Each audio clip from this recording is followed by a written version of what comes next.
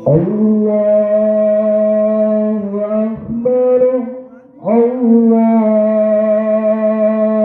Akbar, la ilaha illallah, Allahu Akbar, Allahu Akbar, walillahil hamd. Bismillahirrahmanirrahim. Assalamualaikum warahmatullahi wabarakatuh. Waalaikumsalam warahmatullahi wabarakatuh. Alhamdulillah, alhamdulillahilladzi arsala rasulahu bil huda wa dinil haqq liyudhhira 'ala dini kulli wa kafa billahi shahida. Asyhadu an la ilaha illallah wahdahu la syarika lah wa asyhadu anna Muhammadan abduhu wa rasuluh. Allahumma shalli wa sallim wa barik ala Muhammad wa ala alihi wa sahbihi ajma'in wa man tabi'ahum bi ihsanin ila yaumiddin. Rabbi ishrah li sadri wa yassir li amri wahlul 'uqdatam min lisani yafqahu qawli. Rabbi zidna ilma warzuqna fahma waj'alna minas sholihin. Allahu akbar, Allahu akbar, Allahu akbar, walillahil hamd.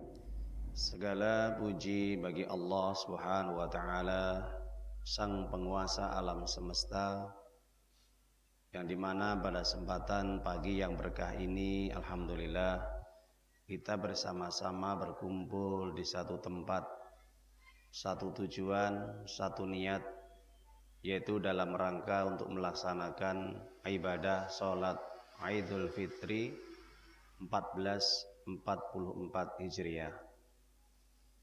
Dan kita bersyukur pada Allah Subhanahu wa taala yang dimana pada kesempatan yang mulia ini dengan rasa syukur, rasa gembira, senang, bahagia, dan itu tidak bisa diungkapkan dengan kata-kata.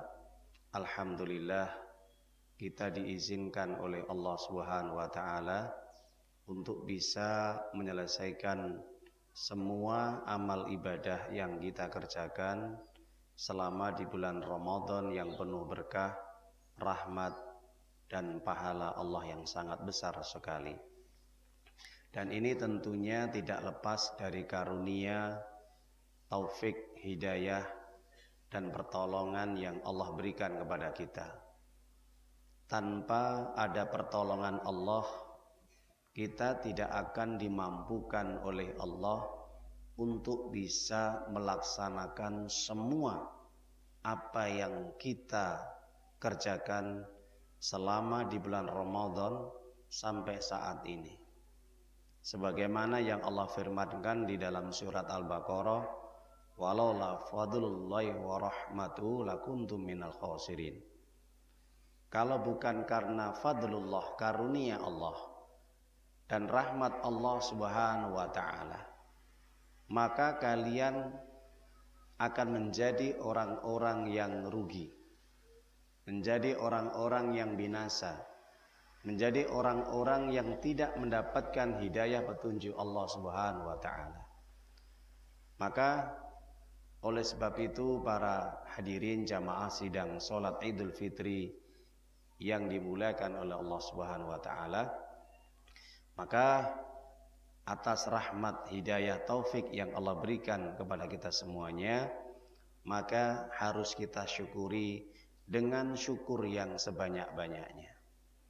Kemudian yang kedua, mudah-mudahan salawat serta salam tetap terlimpahkan kepada junjungan Nabi kita yang mulia Muhammad Rasulullah sallallahu alaihi wasallam atas perjuangan beliau, baik darah, keringat, pikiran, tenaga, harta.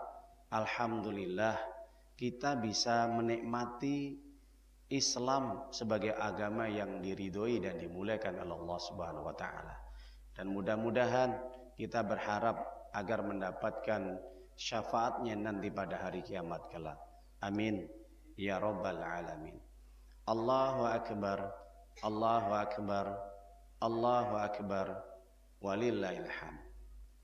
Di suasana yang berkah dan mulia ini, alhamdulillah kita melaksanakan sholat Idul Fitri meskipun di antara saudara kita ada perbedaan.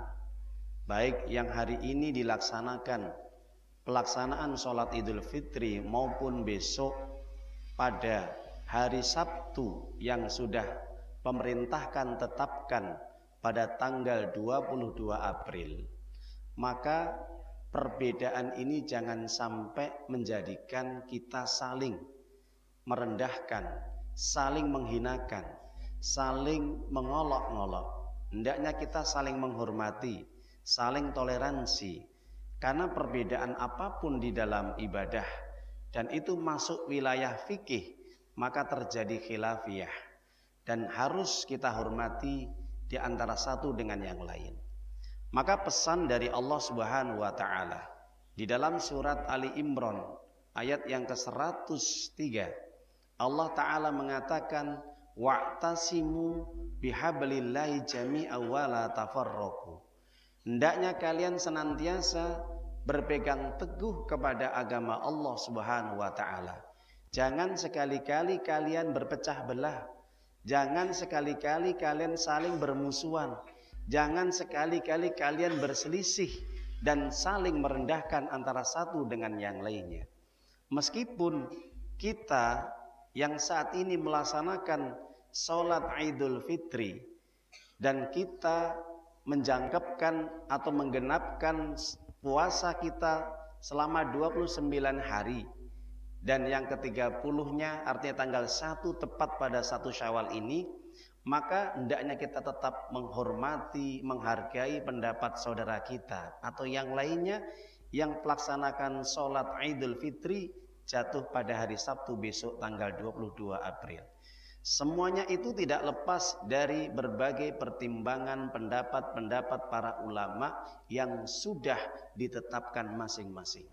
Maka oleh sebab itu, pesan dari Allah yang paling terpenting adalah jangan sekali-kali berpecah belah, jangan sekali-kali berselisih. Maka itu yang harus kita pegang berdasarkan agama kita Islam. Para jamaah sidang sholat Idul Fitri yang dimulakan oleh Allah Ta'ala, selama 1 bulan penuh kita diberi mandat oleh Allah untuk melaksanakan semua apa yang dibebankan kepada kita. Baik itu puasa di bulan Ramadan, baik itu sholat taraweh, baik itu tadarus membaca Quran, baik itu zakat, sedekah, baik itu ibadah-ibadah yang lain. Itu tidak semestinya kita abaikan, harus kita perhatikan. Semata-mata itu tujuan Allah memberikan beban kepada kita adalah untuk menguji siapa di antara kita selama bulan Ramadan kita lulus, kita menang, kita mendapatkan prestasi, kita mendapatkan gelar takwa di sisi Allah Subhanahu wa taala. Sebagaimana pesan Allah, ya ayyuhalladzina amanu taqullaha haqqa tuqatih wa la tamutunna illa wa antum muslimun. Hai orang-orang yang mengaku beriman, bertakwalah kepada Allah dengan sebenar-benar takwa. Jangan mati kecuali tetap berpegang teguh kepada agama Allah Islam. Di dalam ayat yang lain Allah mengatakan, ya ayyuhalladzina amanu kutiba alaikumusiyam kama kutiba alal ladzina min qablikum la'allakum tattaqun. Hai orang-orang yang beriman, diwajibkan kepada kalian berpuasa sebagaimana diwajibkan orang-orang sebelum kalian agar kalian menjadi orang yang bertakwa. Jadi kata-kata takwa di sini menunjukkan derajat yang paling tinggi di sisi Allah. Kita ibadah di bulan Ramadan selama 1 bulan penuh, tidak lain dan tidak bukan tujuan kita adalah bagaimana meraih gelar takwa. Itu saja, tidak ada yang lain. Akan tetapi untuk meraih gelar takwa itu tidak mudah, butuh proses, butuh ujian yang Allah berikan kepada kita. Mungkin ada orang yang berpuasa, hatinya puasa, tapi kadang-kadang mulutnya tidak berpuasa, masih berkata-kata yang buruk, kadang-kadang berkata-kata yang jelek atau yang lainnya. Mungkin sebaliknya, ada yang berpuasa, mulutnya berpuasa, kakinya berpuasa, tangannya berpuasa, tapi hatinya tidak berpuasa. Ada. Kadang-kadang punya sifat sombong, punya sifat ujub, punya sifat iri, punya sifat dengki, atau yang lainnya kepada saudaranya. Padahal puasa ini menuntut agar senantiasa kita menahan hati kita, ucapan kita, perbuatan kita, dan semua anggota tubuh kita. Kita harus puasakan. Jangan sampai ibadah puasa yang kita laksanakan selama 1 bulan penuh ini bisa menjadi gugur, bisa menjadi rusak, bisa menjadi sia-sia hanya gara-gara kita rusak dengan diri kita sendiri. Baik karena nafsu ataupun perbuatan kita. Allahu Akbar. Allahu Akbar. Walillahil hamd. Para jamaah sidang salat Idul Fitri yang dibanggakan oleh Allah Ta'ala. Maka kita sebagai orang yang beriman, hendaknya ketika diuji oleh Allah itu harus teguh, harus kuat, harus istiqomah apapun perintah Allah. Maka Allah jelaskan di dalam Al-Quran, setiap manusia yang mengaku beriman itu pasti akan diuji oleh Allah. Pasti akan diuji hidupnya. Tidak ada orang yang hidup di dunia ini yang tidak diuji oleh Allah. Jangankan orang mukmin, orang non muslim saja, orang kafir diuji sama Allah. Meskipun kelihatannya mereka hidup enak, tapi belum tentu hidup mereka bahagia. Betul? Itulah gambarannya.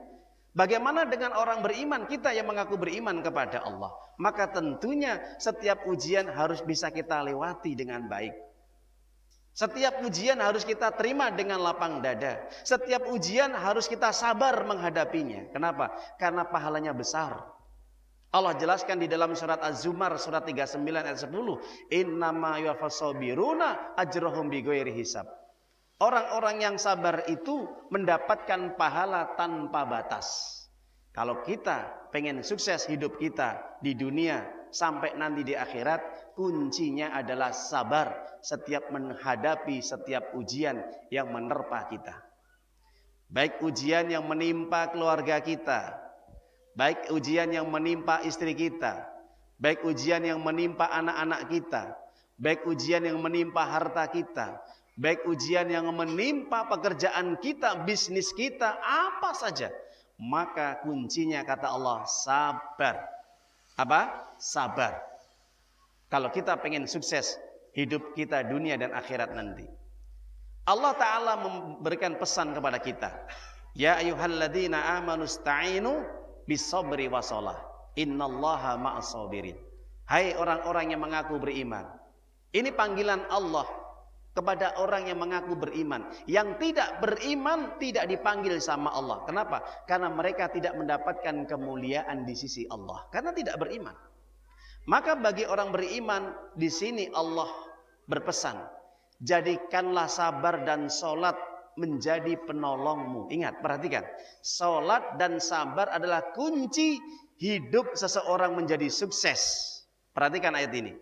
Orang kalau sudah bisa menjaga sholatnya, orang kalau sudah bisa sabar dari segala musibah ujian yang menimpanya, pasti hidupnya akan sukses. Kenapa? Karena Allah menolongnya dan bersamanya. Innallaha ma'as sabirin. Allahu Akbar, Allahu Akbar, Allahu Akbar, walillahil hamd.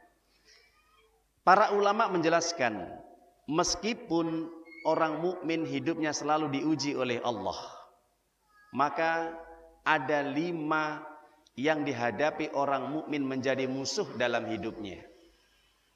Dijelaskan di dalam kitab Makarimul Akhlaq yang dikarang oleh Abu Bakar Al-Hal, yang diriwayatkan dari sahabat Anas bin Malik mengatakan, al-mu'min baina khamsas hadaik. Orang mukmin itu dihadapi dengan 5 musuh. Perhatikan, orang mukmin dihadapkan dengan 5 musuh. Yang pertama adalah al-mu'min yahsud. Musuh yang pertama adalah orang mukmin yang memiliki sifat dengki dalam dirinya. Kok ada orang mukmin punya sifat dengki? Pasti. Orang mukmin itu tidak lepas dari perbuatan dosa, kecuali hanya Nabi. Perhatikan. Di antara kita, meskipun kita mengaku beriman, pasti memiliki sifat iri dengki. Iya atau bukan? Pasti. Ketika ada saudaranya memiliki kelebihan nikmat yang Allah berikan atau rezeki yang lebih, kadang-kadang dalam diri kita, hati kita, ini kita tidak senang. Kita tidak bisa tidur, kita tidak bisa bekerja dengan baik, kita tidak bisa mikir. Bahkan bisa jadi kita tidak bisa ibadah dengan tenang. Kenapa? Kadang-kadang kita mikirin kenikmatan yang dimiliki oleh orang lain atau saudara kita. Saudara kita bisa beli mobil, kita bingung. Saudara kita bisa beli sepeda motor, kita bingung. Saudara kita bisa bangun rumah yang baru, bingung. Saudara kita mendapatkan jabatan ataupun pangkat ataupun yang lain, kita bingung. Saudara kita mungkin mendapatkan nikmat-nikmat yang lain, kita resah. Nggak bisa tidur, bisa jadi. Lah, ini musuh bagi orang mukmin. Makanya Allah katakan, am yahsudunan nasa ala ma atahumullahu min fadlih. Kenapa mereka bersifat dengki, hasad terhadap karunia yang Allah berikan kepada Nabi Muhammad sallallahu alaihi wasallam? Meskipun ayat ini di dalam surat An-Nisa turun kepada Nabi Muhammad sallallahu alaihi wasallam perihal orang-orang musyrik, orang-orang kafir dengki kepada Nabi Muhammad sallallahu alaihi wasallam, tapi berlaku kepada orang mukmin. Kalau ada orang mukmin dengki, masih punya sifat dengki, iri, maka ini potensi berpenyakit sehingga terjadi permusuhan. Jadi hati-hati para jamaah ya, ini musuh pertama. Jadi kalau ada di dalam diri kita masih ada sifat-sifat yang tercela, sifat iri, dengki, hasad, maka ini bagian daripada musuh orang yang beriman. Maka hendaknya kita bersihkan hati kita dengan apa? Ikhlas, legowo, dengan qanaah, syukur, menerima apa adanya. Tidak usah memandang orang yang di atas, tapi lihatlah orang yang di bawah, kata Nabi. Unduru ilaman huwa asfala minkum walan tanduru ilaman huwa fawqakum fa inna ajru ala tajru nikmatul alaikum. Apa kata Nabi dalam hadis Imam Muslim? Perhatikan orang yang di bawah kamu, jangan memperhatikan orang yang di atasmu, agar kamu tidak menjadi orang yang mudah hasad, dengki, iri terhadap nikmat yang diberikan oleh Allah kepadanya. Paham Bapak Ibu? Alhamdulillah. Allahu Akbar. Allahu Akbar. Allahu Akbar. Walillahilhamd. Itu yang pertama. Yang kedua, musuh orang mukmin adalah, kata para ulama, sampaikan oleh sahabat Anas bin Malik, adalah yaitu al-munafik yubghiduhu. Orang munafik yang senantiasa memiliki sifat benci. Bagaimana sifat orang munafik? Sifat orang munafik itu adalah secara dohir dia Islam, dia mengatakan muslim, dia juga ibadah, pada hakikatnya dalam hatinya dia tidak senang terhadap agama Islam. Dia tidak suka dengan orang yang ibadah, dia tidak suka dengan orang yang berjuang di jalan Allah, dia tidak suka dengan orang yang berinfak, yang sholat, berdakwah di jalan Allah. Itu orang munafik. Jadi para jamaah Bapak Ibu, sampai diabadikan oleh Allah di dalam Al-Quran surat Al-Baqarah, orang munafik itu dijelaskan 13 ayat. 13 ayat. Mulai ayat 8 sampai ayat 20 itu sifat orang munafik. Perhatikan Al-Baqarah, nanti dibuka di rumah. Sifat orang mukmin cuma 5 ayat. Ayat 1 sampai 5. Sifat orang kafir cuma 2 ayat. Kenapa kok banyak sifat orang munafik? Karena orang munafik itu seperti bunglon, punya 2 wajah. Kalau di hadapan orang mukmin dia mengaku beriman, tapi di belakang orang mukmin dia senantiasa selalu membencinya. Dan orang munafik punya karakter suka berkhianat, berkata-kata bohong, dan mengingkari janji. Ini sifat orang munafik. Hati-hati. Ayatul munafik salas, tanda orang munafik 3. Idza kadzdzaba wa wa'ada. Kalau dia berbicara kadzdzaba. Kalau dia berbicara apa? Idza hadasa kadzdzaba. Dia bicara suka berbohong. Wa idza wa'ada akhlafa. Kalau berjanji tidak pernah menepati. Wa idza tu'mina khana. Kalau dipercaya, dikasih tugas, dia berkhianat. Ini orang munafik Bapak Ibu nggih. Jadi pada zaman Nabi orang munafik itu sudah ada. Apalagi sekarang banyak sekali orang munafik. Ciri-cirinya. Semoga kita bisa menghindarinya. Dan ini musuh orang beriman. Yang ketiga, musuh orang beriman adalah al-kafir yuqatiluhu. Orang kafir yang tidak senang terhadap orang muslim. Kita baru saja diperlihatkan di media. Ketika di saat saudara kita kaum muslimin sedang melaksanakan sholat tarawih di Masjidil Aqsa. Bagaimana kejinya Zionis Israel. Dengan begitu teganya mereka menembaki, melempar gas air mata, memukuli orang-orang yang sedang sholat di sekitar Masjidil Aqsa. Maka itulah gambaran orang-orang kafir, mereka senantiasa diliputi ketidaksukaan, kebencian. Bahkan mereka berusaha untuk memeranginya. Hal ini diabadikan di dalam Al-Quran surat Al-Anfal ayat 38 surat 8. Innal ladzina kafaru yunfikuna amwalahum liyasudu an sabilih. Sesungguhnya orang-orang kafir itu, kata Allah ya, kata Allah ini. Sesungguhnya orang-orang kafir itu senantiasa mereka akan memerangi kalian dengan harta-harta kalian. Dengan segala tipu daya mereka. Dan menghalangi kalian dari agama Allah. Ini sudah diabadikan. Jadi kalau kita lihat kejadian di Palestina, seandainya ada Zionis Israel laknatullah alaih, orang-orang Yahudi Israel, mereka memerangi orang Islam, mereka tega untuk membunuhnya, mereka tega untuk juga menganiaya dan mendoliminya, karena itu sudah sifat orang kafir yang sudah diabadikan oleh Allah. Pada dasarnya orang kafir itu tidak senang terhadap orang yang beriman. Allahu Akbar. Allahu Akbar, walillahilham. Ini musuh bagi orang mukmin. Yang keempat, musuh bagi orang mukmin adalah syaitan yang senantiasa menyesatkan. Asyaiton yudilluhu. Hati-hati. Syaitan ini bisa berasal dari dua jenis, baik manusia dan jin. Kalau setan jin itu senantiasa menggoda manusia lewat bisikan.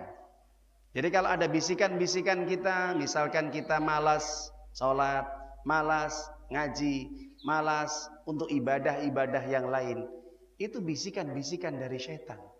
Setan dari golongan jin yang kadang-kadang menempel dalam hati kita. Kalau di antara kita ini tidak semangat dalam beribadah, kita malas beribadah kepada Allah, itu selalu bisikan-bisikan setan dari golongan jin itu ada dalam tubuh kita, diri kita. Jadi Bapak Ibu yang dimuliakan oleh Allah, hati-hati. Kalau setiap kita malas dalam beribadah kepada Allah, secara tidak langsung kita masuk dalam perangkapnya setan yang senantiasa menyesatkan manusia dari jalan kebenaran. Jadi hendaknya kita waspada terhadap setan dari golongan jin. Tapi ada yang lebih bahaya daripada setan dari golongan jin. Apa? Setan dari golongan manusia yang mereka senantiasa mengajak untuk menjauhkan dari ketaatan kepada Allah Subhanahu wa taala. Jadi para jamaah Bapak Ibu, kalau seandainya kita memiliki teman, sahabat, komunitas dimanapun, ketika teman sahabat kita yang kita jadikan teman dekat kita, partner kita, sahabat kita, kalau dia menjauhkan kita dari Allah, menggoda kita, mengajak kita untuk berbuat maksiat, berbuat durhaka kepada Allah, berbuat dosa, itu setan dari golongan manusia. Maka Allah jelaskan, alladzi yuwaswisu fi sudurin nas minal jinnati wan nas, yang menggoda di dalam dada manusia sehingga manusia lupa untuk ibadah kepada Allah. Karena apa? Karena setan dari golongan jin dan manusia terus menggodanya sampai kalian lupa untuk ibadah kepada Allah. Allahu Akbar, Allahu Akbar, walillahilhamd. Hati-hati. Ini musuh yang keempat. Yang terakhir, musuh yang tidak kalah berbahayanya. Apa itu? An-nafsu yuzazi'uhu. Nafsu yang mengajak kepada perbuatan dosa. Mungkin kita bisa menghadapi ujian dari musuh orang mukmin yang dengki, dari orang munafik yang membenci, dari orang kafir yang memerangi, dari bisikan-bisikan setan, baik dari golongan jin dan manusia. Tapi belum tentu kita bisa mengendalikan nafsu kita. Banyak orang terjerumus ke dalam perbuatan dosa dan maksiat, yang dulunya baik, yang dulunya alim, yang dulunya soleh solehah. Karena dia mempertuhankan nafsunya sehingga dia terjerumus ke dalam lubang lumpur dosa. Betul? Banyak. Mereka dulu menjadi orang yang taat, akhirnya menjadi orang yang banyak berbuat dosa. Contohnya apa? Ketika orang itu sudah senang, dipuji, dihormati, disanjung, diperhatikan di media sosial, atau di medsos, secara tidak langsung dia sudah masuk dalam hal perangkapnya nafsu yang dipertuhankan, nafsu yang diikutinya. Makanya Allah jelaskan, hati-hati Bapak Ibu ya, hati-hati ini. Fitnah yang paling besar saat ini adalah di media sosial. Kalau kita perhatikan di media sosial itu begitu banyaknya berbagai macam tingkah laku manusia. Mau cari yang baik ada, mau cari yang buruk ada, mau cari yang apa saja ada. Tergantung kita bagaimana menggunakan media sosial kita, yaitu HP kita. Saya punya tetangga yang dulunya dia itu anaknya santun, anaknya baik, anaknya juga dia tidak pernah berkata-kata yang jelek. Setelah dia megang HP, setelah dia bermain media sosial, apa yang terjadi? Berubah. Akhirnya kebiasaan dia ngomong-ngomong bicara yang tidak baik. Kata-kata kotor itu sudah biasa. Kalau bahasa orang Jawa, misuh itu sudah biasa. Yang dulu dia itu orang yang sopan, sekarang menjadi kasar. Yang dulu berpenampilan pakaian yang bagus, sopan, sekarang pakaiannya sudah nggak karu-karuan. Kenapa Bapak Ibu? Karena fitnah pengaruh media sosial. Hati-hati. Kalau nafsu ini sudah diikuti, hancur kehidupannya, rusak tatanan kehidupannya, akhlaknya, ibadahnya, dan keyakinannya. Pesan dari Allah, surat Yusuf ayat 53. Inna nafsa la ammartum bisu illa rahimah rabbi. Bahwasanya nafsu itu mengajak kepada kesesatan, keburukan, dan dosa maksiat, kecuali nafsu yang dibimbing sama Allah. Jadi para jamaah Bapak Ibu, tergantung bagaimana kita bisa mengendalikan nafsu kita. Jangan sampai kita tunduk patuh kepada nafsu kita. Pegang, kontrol nafsu kita sebaik-baik mungkin. Jangan sampai nafsu mengontrol kita sehingga kita kalah dengan nafsu kita. Karena itu musuh yang sangat berbahaya. Allahu Akbar, Allahu Akbar, walillahil hamd. Semoga dari khutbah Idul Fitri yang mulia ini bisa memberikan banyak manfaat dan keutamaan kepada kita, sekaligus menjadikan bekal kita agar kita terus menjadi orang-orang yang bertakwa, yang kita cita-citakan, agar nanti kita bisa bertemu kembali nanti di surganya Allah, bersanding dengan orang-orang yang mulia dan menjadi orang yang memiliki derajat yang tinggi di sisi Allah Subhanahu wa taala. Amin. Amin ya rabbal alamin. Pada akhirnya, marilah dari khutbah Idul Fitri ini kita tutup dengan kita berdoa kepada Allah. Mudah-mudahan di pagi yang cerah ini dan berkah ini Allah senantiasa melimpahkan rahmat, taufik, hidayah, dan senantiasa menguatkan iman kita dan menjaga diri kita, melindungi diri kita, keluarga kita, saudara-saudara kita, dan semua apa yang kita miliki di dunia ini. Amin. Dan yang paling terpenting, hendaknya kita tetap istiqomah dalam kita ibadah kepada Allah, agar Allah memasukkan kita ke dalam surganya nanti pada hari kiamat kelak. A'udzubillahi minasyaitonirrajim. Bismillahirrahmanirrahim. Allahumma salli wa sallim wa barik ala Muhammad wa ala alihi wa sahbihi ajma'in bi rahmatika ya arhamar rahimin. Allahumma ighfir lil muslimin wal muslimat wal mu'minin wal mu'minat al ahya'i minhum wal amwat innaka sami'un qaribun mujibud da'wat ya qadiyal hajat.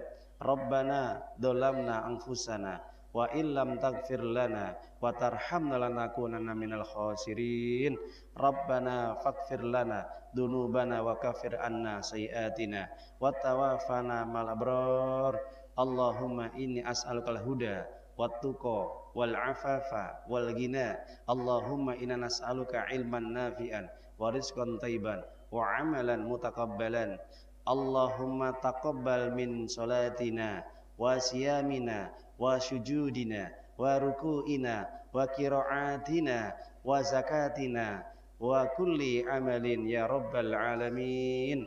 Ya Allah ya Rabb, terimalah amal ibadah kami, salat kami, puasa kami, bacaan Quran kami, sedekah kami, zakat kami, umrah kami, haji kami, dakwah kami, dan seluruh amal ibadah yang kami kerjakan mulai awal hingga kami Engkau pundut, Engkau ambil ya Allah ya Rabbal Alamin.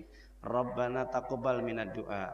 Allah mansur ikhwanana fi Palestin, fi Syria, fi Irak, fi Indonesia, fi kulli zaman wa kulli makan. Allah marhamhum, Allah marhamhum. Rabbana faghfir lana dunubana wa kafir anna sayiatina wa tawaffana al-abrar. Rabbana la tu'akhidna in nasina aw akhtana. Rabbana wa la tahmil alaina isran kama hamaltahu 'alal ladzina min qablina. Rabbana wa la tuhammilna ma la taqata lana bih wa'fu anna waghfir lana warhamna anta maulana fansurna 'alal qaumil kafirin. Rabbana atina fid dunya hasanah wa fil akhirati hasanah wa qina adzabannar wa qina adzabannar walhamdulillahi rabbil alamin. Assalamualaikum warahmatullahi wabarakatuh. يا أيها الذين آمنوا اتقوا